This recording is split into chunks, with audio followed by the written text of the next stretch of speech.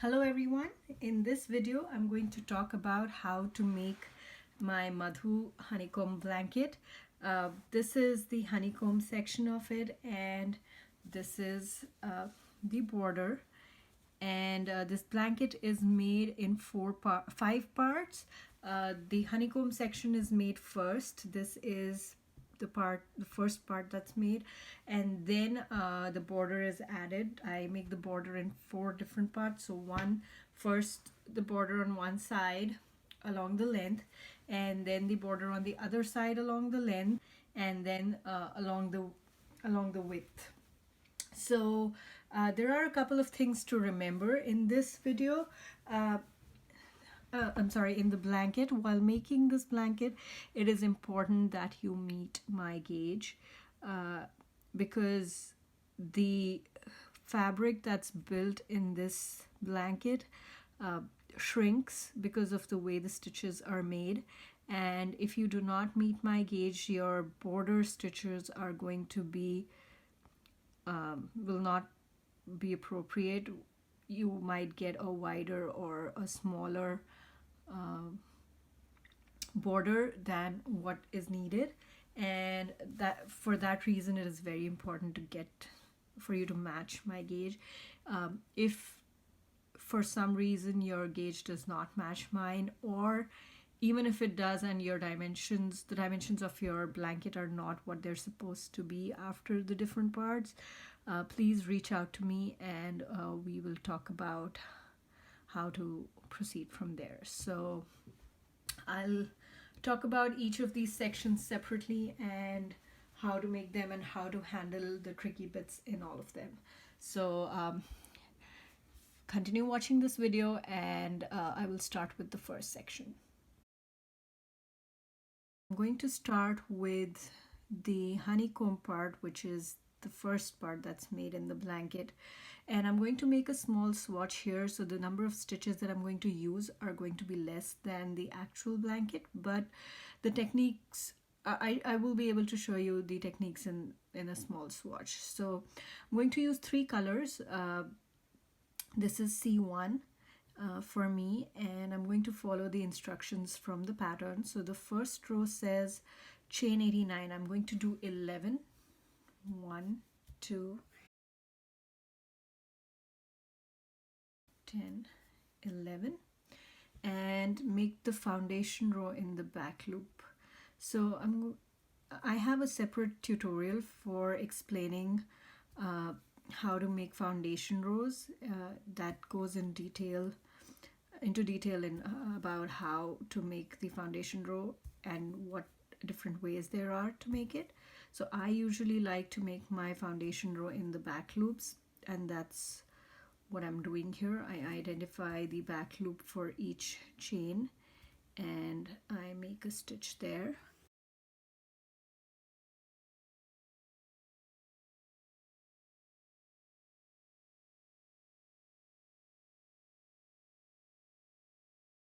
Okay, I should have 11 on my hook. 2, 4, 6, 8, 10, 11 loops on the hook.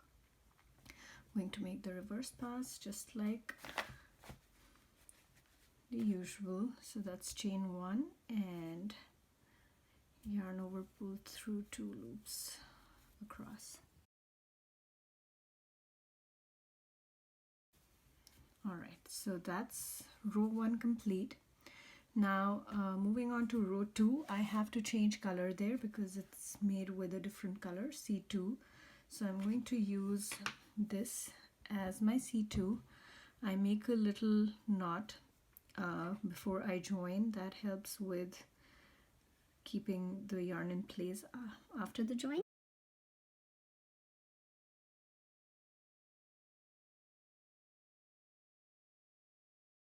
So row 2 says forward stitch. That is this one.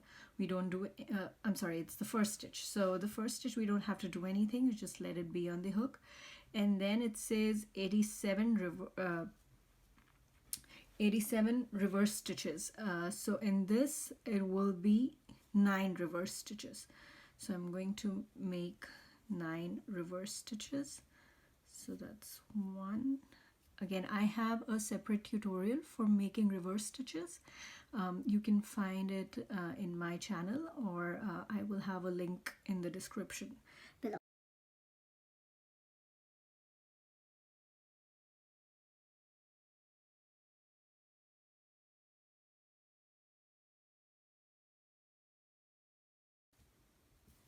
So 9 reverse stitches, and then the last stitch. The last stitch is made by picking the 2 vertical bars of the last stitch, and here, so you should have 11 loops on the hook, 2 4 6 8 10 11. And I'm going to make the reverse pass just as I normally would.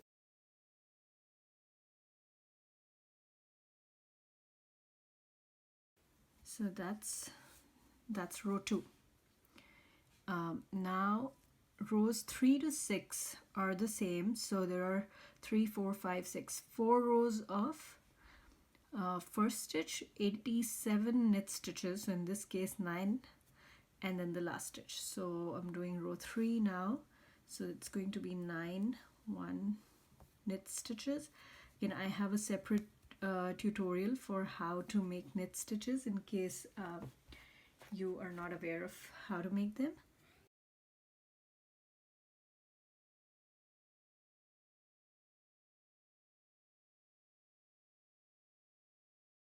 And then the last stitch. So that's here's the reverse pass.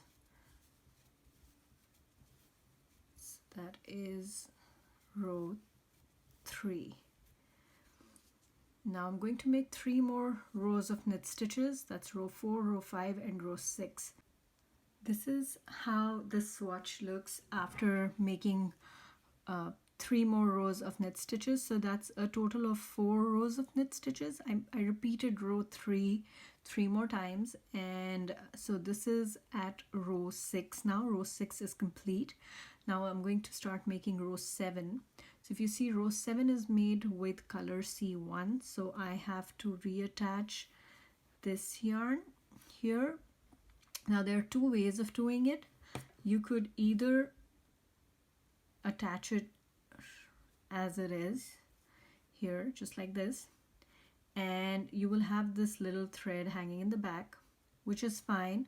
I don't think there would be any problem with leaving this in the back, but you will have one side at the back of your blanket which will have this line of yarn that will be showing in the back, whereas the other side will not have that. So the other thing that you can do is that you can cut the yarn and reattach, and then you will have these 2 ends to weave in.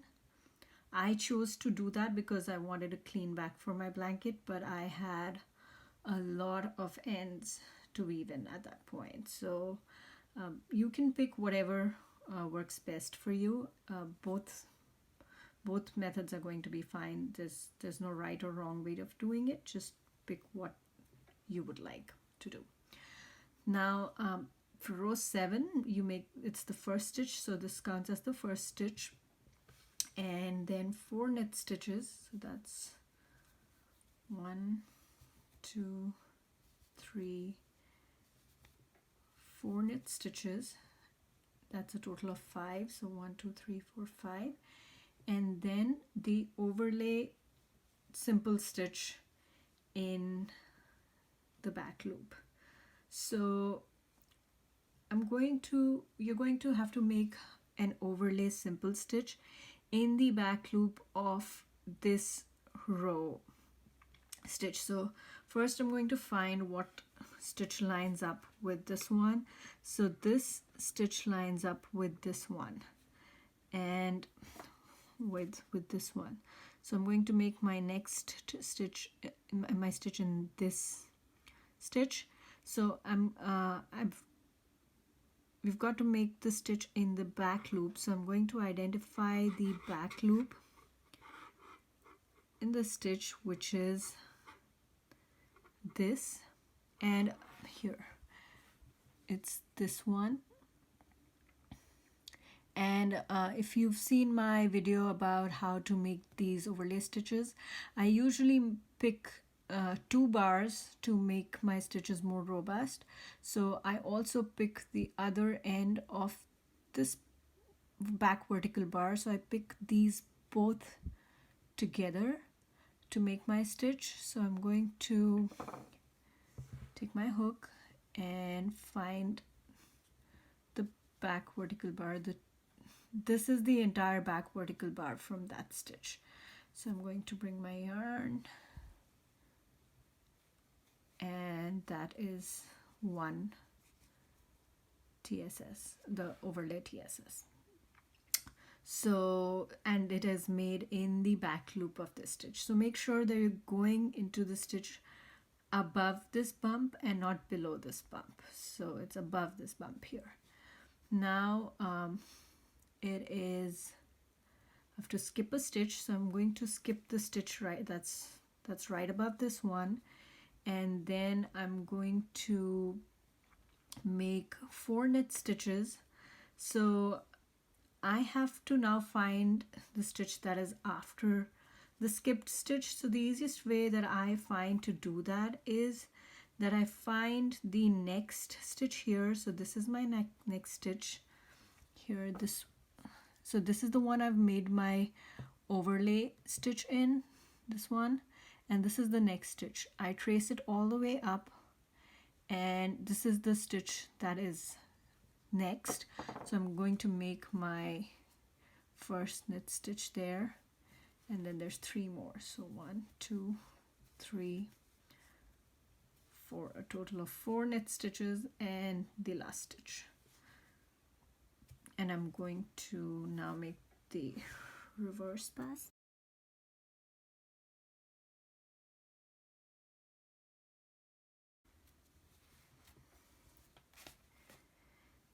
So here it is. This is how it looks. This section is a little pinched, and that is expected. That is what creates that honeycomb pattern.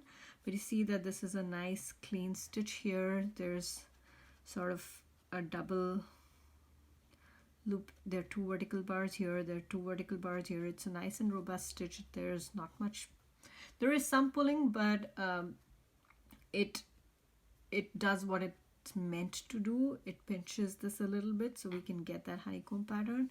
If you look in the back, there's a little, this section is a little bunched, and that is to be expected. So that completes row 7, and now onto row 8. Row 8 is a repeat of row 2, but in color C3. So I'm going to go look for my color C3.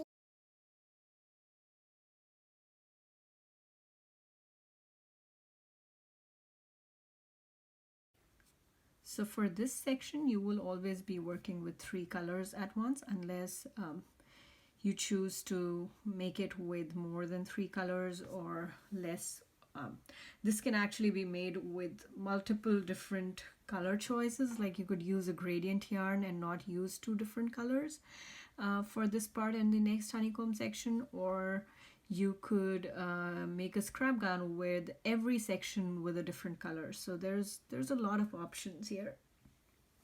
I'm going to continue with the pattern, and so now row 8 is a repeat of row 2, which was the first stitch and then reverse stitches and then the last stitch. So I'm going to make 9 reverse stitches.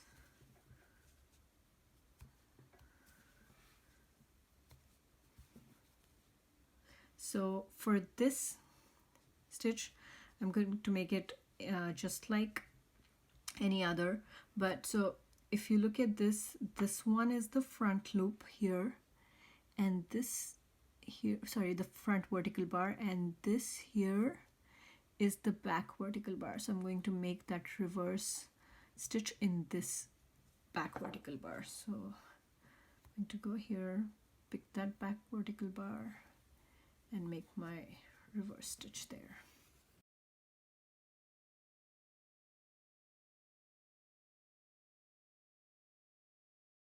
Should be 11, 2, 4, 6, 8, 10, 11. So those are 11 stitches, and I'm going to make my reverse pass now.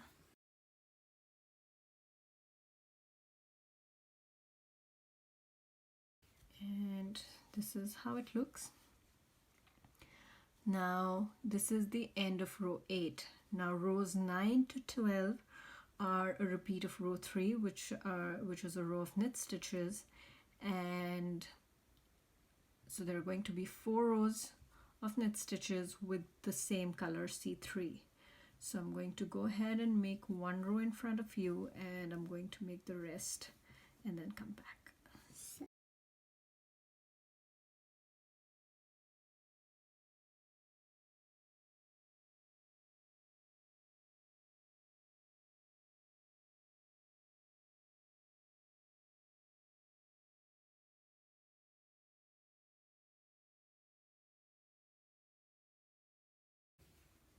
So that's how it looks after row 9. I'm going to make the rest of the knit stitch rows and come back. So this is how it looks after completing 12 rows. So row 12 is done. I made 3 more rows of knit stitches, so that's a total of 4 rows of knit stitches, and this is how it looks. So I'm going to now make the next row, which is row 13, and row 13 is made with color C1, so I'm going to attach this. Again, you can choose to cut the yarn and reattach, or you could just pick it like this. It will leave these little strands of yarn in the back. If you're okay with that, then you can just carry the yarn over. So row 13, first stitch, we just leave it here, then there's 1 knit stitch, then there is the overlay simple stitch in this row. So again, how I'm going to do that is I'm going to find the stitch that is the next one. So this is my next here. I'm going to follow it all the way to the bottom. So this is my stitch in which I'm going to make the overlay stitch. So I'm going to find the back vertical bar, which is this one. I'm going to find the other part of it, which is this one. So I'm going to pick both of these to make my overlay stitch. So here, that's how I pick them, and this is how I take it up. I don't pull it all the way because I want that little pinch to be there, so I just keep it about the same height as, or the same size as my other loops. Now I need to skip a stitch and I need to make 5 knit stitches. So by skipping a stitch, I mean I have to skip the one that it is made over. So that's this one. I'm going to make 5 knit stitches starting the next. So it is easy to it's hard to find out which stitch to make your next knit stitch in, and I had trouble with it, so I found a way to make my knit stitches, to find the stitch where to start my knit stitches more easily. So I just find the next stitch here and trace it all the way back up. So that was the one. So this is the next stitch, and if I trace this all the way, then it's this one here. This is where I'm going to make my next stitch. So I'm going to pick this up. So I'm going to make 5 knit stitches. 1, 2, 3, 4, 5, and then there's another overlay stitch. So I'm going to find the 2 vertical bars, I'm sorry, the 2 parts of the back vertical bar, make a stitch there, and that's it. And then I need to make 1 knit stitch. So this is my next stitch here, and I trace it all the way back up. So this is the stitch that I'm going to make my knit stitch in. So I insert my hook here and make a stitch here, and then the last stitch. So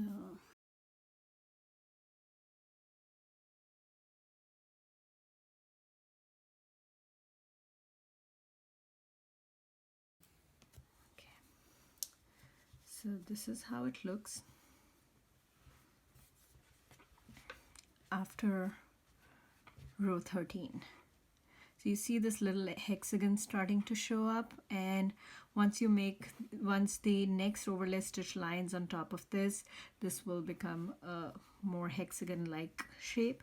So if you continue making this pattern, so the pattern is such that you have to repeat these starting from here. You will repeat the pattern all the way till the top, and again, this pinching makes it look a little difficult in the beginning, but as the fabric grows, the weight of it keeps it in place, and you don't have to worry too much about it. It's just a little uncomfortable in the beginning, but once you have I believe if you have 3 or 4 of these sections complete, I'm sorry, 3 or 4 of these honeycomb lines complete, then you will be able to make this much more comfortably.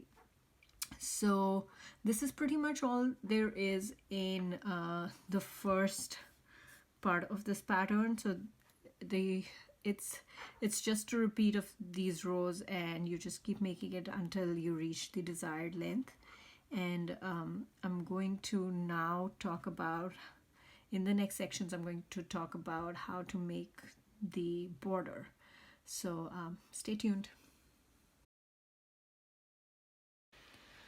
I talked about how to make the first part of the Madhu Honeycomb Blanket earlier, and this is the swatch I made with by following the instructions. This is much smaller than the actual blanket, but this is the size I'm using to show you how to make the blanket, and I will be able to show you all the techniques and the tricky bits that are a part of the process of making this blanket. So now moving on to the next part, which is the first border.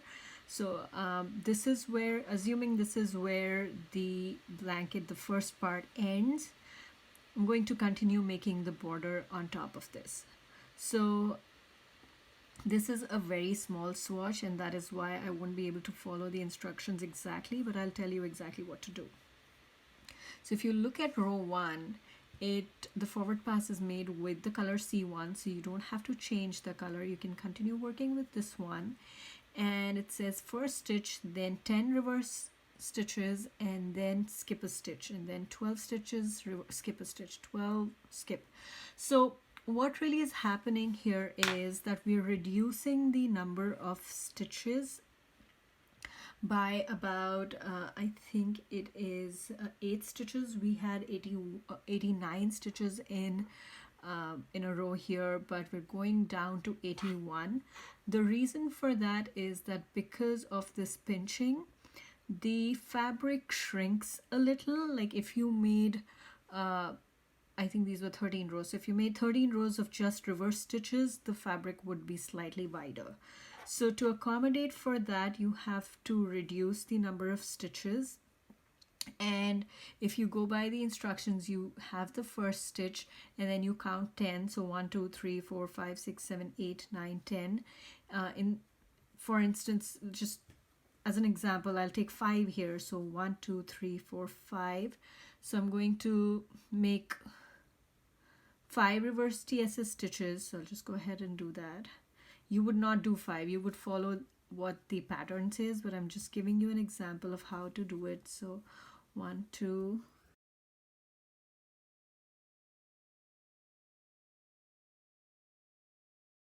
so then skip the next one. So you would skip the next one after 10. So I'm going to skip one after 5. So I'm not going to make a reverse stitch in this one. I'm going to make it in the next one and here. So I'm just going to continue making them all the way till the end, but you would have to follow the instructions. So you will make 10, skip 1, make 12, skip 1, make 12, skip 1, all the way till the 5 times, and then you will have 11 before the last stitch in the end. So I actually reduced by 1 in this, so I should have 10, 2, 4, 6, 8, 10. I had 11 in when I started the swatch. Now I have 10. So I'm going to make the reverse pass just like you normally would, and that is row 1 of the border part B1, and that's how it looks. Now on to rows 2 to 4. They're just rows of reverse stitches. So I'm going to make 1 in front of you, and then I'm going to go off camera and make the rest and come back.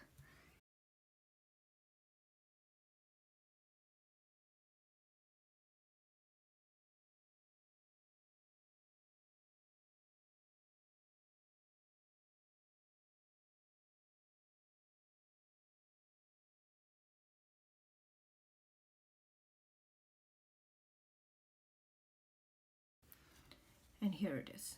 This is how it looks. So I added another row of reverse stitches, and after a few rows, after about 3 rows of reverse stitches, I recommend you hold up your blanket and make sure that the border does not look wider, or well, it won't be smaller, but it shouldn't be wider than the original fabric. So I'm sorry, the honeycomb section. So if it is any different, please reach out to me.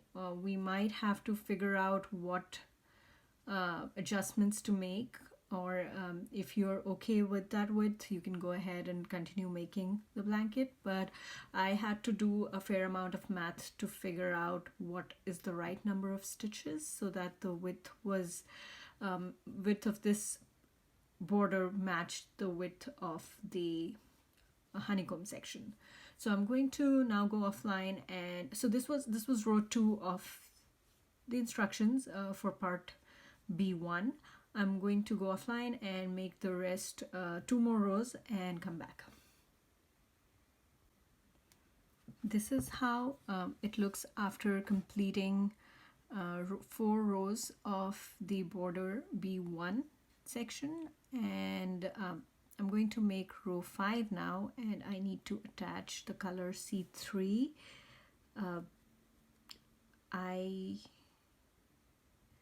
I'm going to pick this one for the purpose of this video, and I'm going to start making row 5, which is a repeat of row 2, which is a row of reverse stitches.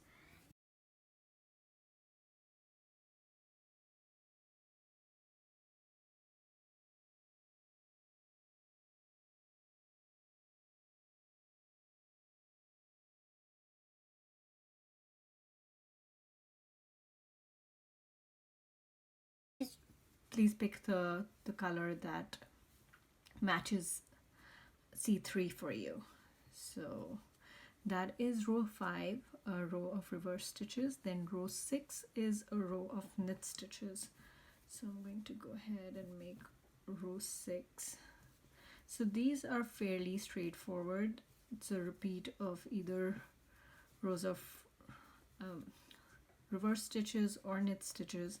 The only tricky bit is the overlay stitches, and the reason I'm doing this border specifically is to show you how to do a section, the overlay stitches in this part. So let me just show you the blanket quickly so you know what I'm talking about. The blanket, these overlay stitches are different than the ones in the honeycomb pattern. The honeycomb pattern is simple stitches overlaid, and this is double crochet stitches. So I'm going to show you how I've done that. Okay, so here I have row 6 done.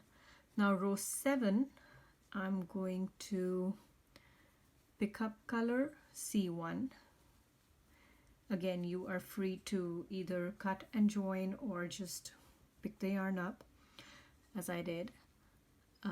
Now overlay double crochet. So I have a separate video for this overlay stitch as well. You're welcome to go check it out. So in this case I'm going to pick so there's a first stitch, and then I have to make a double crochet stitch in the next overlay double crochet. So these are the two bars. So this is essentially the entire back vertical bar of the next stitch. So I'm going to make a double crochet in that stitch. So this is pretty much, this stitch is the same height as the two knit stitches, so there's hardly any pinching in this section. There is some, but not much, not as much as the honeycomb section. So did overlay double crochet, then a knit stitch in the next, and then a double crochet overlay in the next, all the way till the end. So in my swatch here I have 10 stitches in this row. To be able to make this properly, I need an odd number of stitches because of the way this pattern is, the border pattern is. So I'm one stitch off, otherwise I would end with an overlay stitch and then the last stitch. But right now I'm just going to continue making this.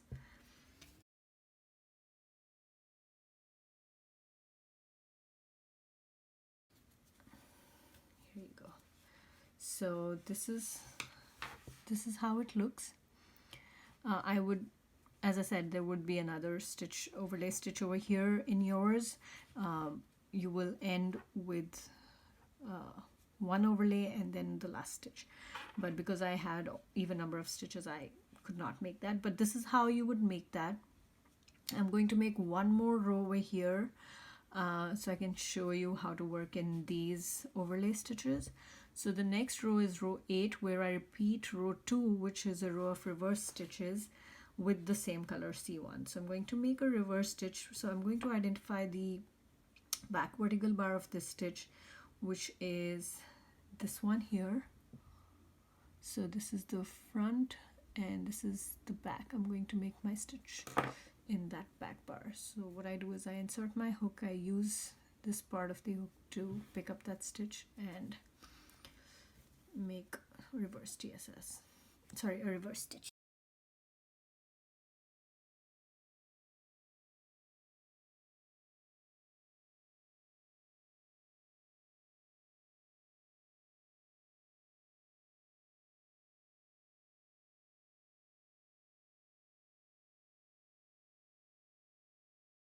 So here it is. This is a row of reverse stitches.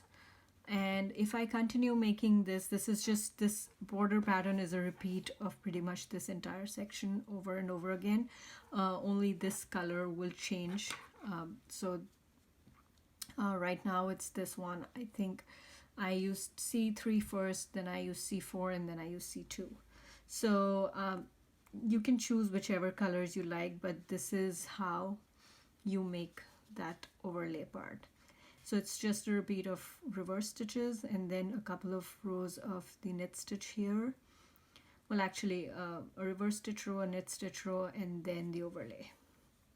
So that's about it for this part. I think it's fairly straightforward if you can get a hang of how to make the overlay stitches. Otherwise it's just rows of reverse and knit stitches. So after you're done making part A, the part B1, the first border, which will be something like this. I stopped at I think it was row, so it was 5, 6, 7, 8, 9, 10, 11, at row 11, but you will go on and complete all 22 rows. One thing I forgot to mention was that do not make the cast off row. Leave the last row as it is, because we're going to make a final row which will just be the cast off for the entire blanket. So make sure you don't do any casting off. Just tie a knot here. You can cut and tie and loose ends at this point for this part of the border, but I'm going to go to the other side, this is where we started the blanket. So I'm going to make the border B2 in this. So for that, I'm going to attach color C1, and the instructions for this part are exactly the same as part B1, except for very subtle differences, because we're going to reattach and start making the border here. Well, on this side we had this one row which we could build on top of, but over here we don't. This, what you see here, is the two bars of the chain that we did not pick up. I made the reverse TSS row in the back loop, and so these are the remaining two loops of the chain. So to make the first row of part B2, so first of all we need to make that first stitch. So for the first stitch, I like to attach my yarn here in this vertical section here. So here, this is the chain, and this is where I like to make my first stitch. So I'm going to attach the yarn here, and then I'm going to make a stitch in the next. So this is the first one, I already have that covered. Now these are the two remaining loops of the chain, and I'm going to make my next stitch there. So I'm going to pick both of them and make a stitch there. So that's going to be 1 and then 2. So just if you look at the instructions, you have to make the first stitch, and then there's 10 reverse stitches. So in this case, instead of reverse stitches, it would be just attaching your yarn and making that first row. Instead of making reverse stitches, you're just picking these two remaining loops of the chain and making a stitch there. So, but you will follow the instructions where it says you have to skip stitches. So you make 10 of these, and then you skip a stitch. For the purpose of this demo, I'm going to make 5 and skip. So 1, 2, 3, 4, 5, and then I'm going to skip 1, and I'm going to make stitches in the rest. Again, remember to pick both the loops of the chain. And the last one, again, this is my last chain, and I like to make my stitch, the last stitch in the last, by picking the last 2 bars here, just like you'd make the last stitch of a regular Tunisian stitch. So I'm going to do that, and I'm going to make the reverse pass.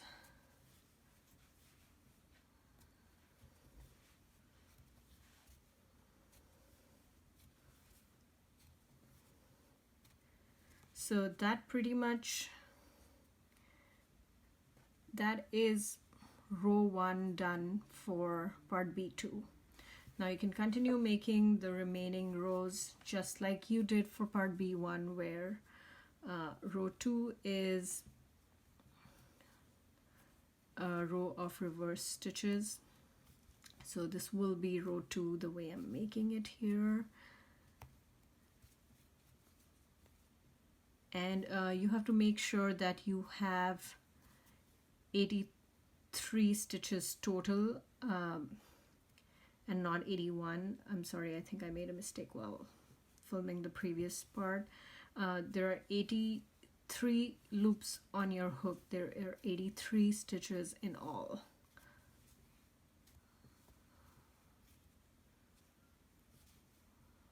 So here, so that's the second row of reverse stitches, and you can continue making this just like the previous part. So I'm going to make a few rows of 9 and I'm going to come back and show you how it looks. I made a few more rows of the part B2 to mirror what I did in part B1 here. So this is not what your blanket will look like, but I'm just making a swatch to show you the tricky parts so you know how to tackle them when you're making your blanket. So here in the middle you'll have part 1 where we're making the honeycomb section, then you will have this part which was part B1, which was the first part of the border, and then I made a border on the other side which is part B2. Again, I did not cast off either of these. This side is not cast off and this side is not. Now I'm going to show you how to make part B3. So parts B3 and B4 are exactly the same, so I'm just going to show you how to do one, and that's part B3, and then part B4 is going to be exactly the same. So if you look at the first row for part B3 is you have to make a stitch in the first 22 stitches.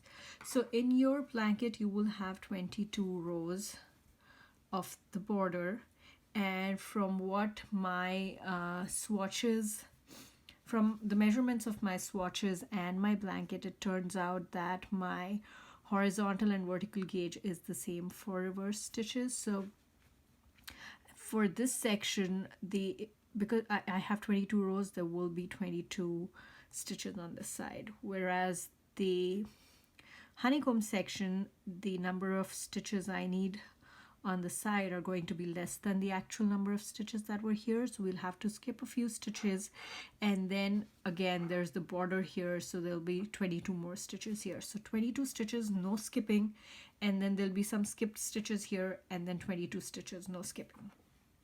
So I'm going to go ahead and attach the yarn here. So as I said in part B2, I like to attach, instead of attaching at the top, I like to attach on the side. So that's just like how the first stitch would be in a regular Tunisian stitch. And then, so I'm already done with this one, so I'm going to make my next stitch in the next. So I'm going to pick up the 2 vertical bars here. So if you hold it this way, this is how I made the stitch. So this is where you made the last stitch for the next row. So that is where I'd insert my hook, yarn over and pull through and keep that there. I'll do the same for the next one. So all 22 stitches of the border, you'd go on and do the same, picking up every single last stitch that was made in that border. So for me here, I'm going to keep going until here. So that's it. And then the instructions say skip the 5th stitch and then every 2nd and 5th stitch. So in that case, what you will do is you'll make 1, 2, 3, 4 and skip the 5th one. So you will make 1, 2, 3, 4 and then skip the 5th one, and then you'll make 2. So you'll make 1 here. No, skip the 2nd. So you'll make 1 here, skip the 2nd. So skip this one, and so on. You will keep doing that until you have 121 stitches. So a good way to do that is you keep going until you find the first row of the other side of the border. So in that case, I'm just going to do something similar. I'm going to make 4, skip the 5th, 1, 2, 3, 4, skip the 5th, and then make 1, skip the 2nd, and then make 4. So make sure that you count your stitches properly. Because of the pinching, it is hard to find these stitches sometimes. So it's got one. So remember, there are 5 rows of these and 1 row of this, and then 5 rows of these and then 1 row of this. So that might help you count. So 1, 2, 3, 4, and it says skip 1, but I've reached the first row of the next border, so I'm going to just make a stitch here and make a stitch in every stitch of the border.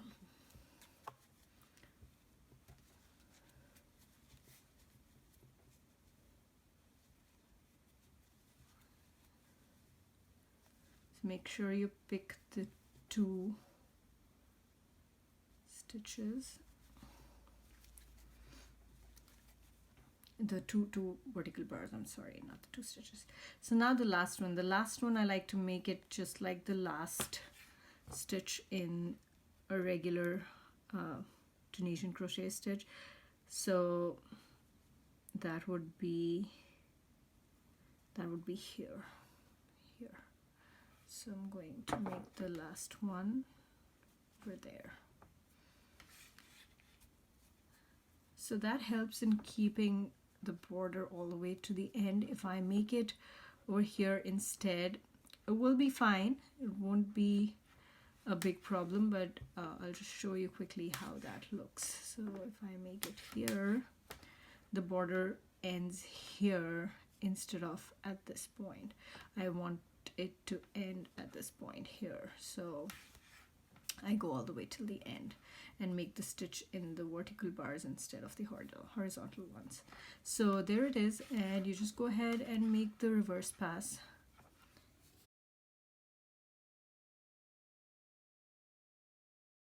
So this is sort of the foundation row for the border. It's to make sure that you have the right number of stitches to make the border the width that will match the length of the blanket.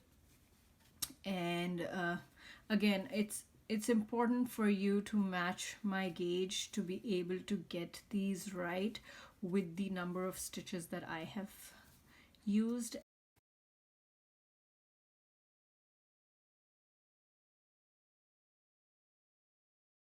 So this is what it is. It's not the best right now because I didn't honor the gauge in this swatch, but if you follow the instructions exactly, you should be able to get it right.